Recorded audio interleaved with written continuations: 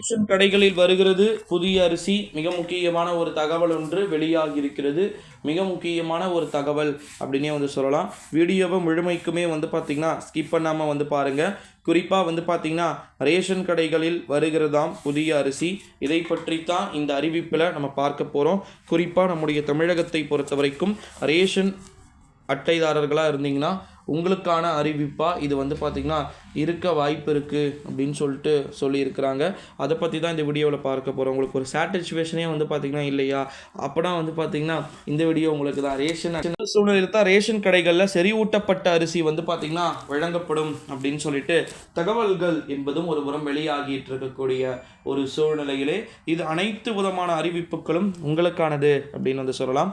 Ration கடைகளில் அது மட்டும் இல்லாமல் புதிய புதிய அரிசிகள் வழங்கப்படுவதற்கும் வாய்ப்புகளும் சாத்தியக்கூறுகளும் இருப்பதாக தகவல்கள் அப்படின்றது வெளியாகிருக்கு. சூழ்நிலையில் தான் ரேஷன் கடைகளில் பார்த்தீங்கன்னா புதிய அரிசியை கொடுக்கறதுக்கு வாய்ப்புகளும் சாத்தியக்கூறுகளும் பார்த்தீங்கன்னா இருப்பதாக தகவல்கள் அப்படின்றது வெளியாகிருக்கு.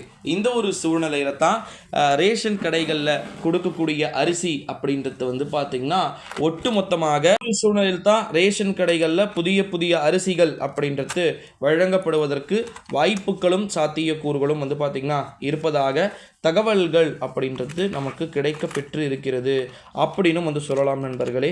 இந்த ஒரு சூழ்நிலையின் அடிப்படையில் தான் இப்போ இருக்கக்கூடிய கண்டிஷனுக்கு கண்டிப்பாக புதிய புதிய அறிவிப்பு அப்படின்றது வந்துகிட்டு இருக்கிறதையும் நம்மளால் பார்க்க முடிகிறது நண்பர்களே.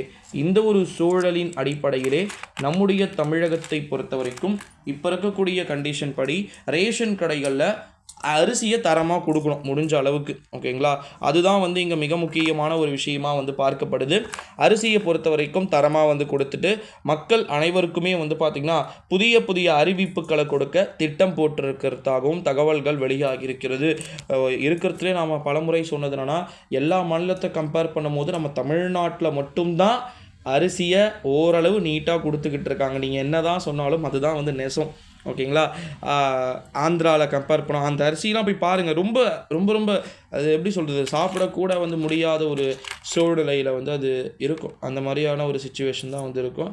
இந்த ஒரு சூழ்நிலையிலே இப்படி இருக்கக்கூடிய சிச்சுவேஷனில் கண்டிப்பாக ரேஷன் கடைகளில் மாற்றங்கள் வருவதற்கு வாய்ப்புகள் இருக்குது அப்படின்னு சொல்லியிருக்கிறாங்க.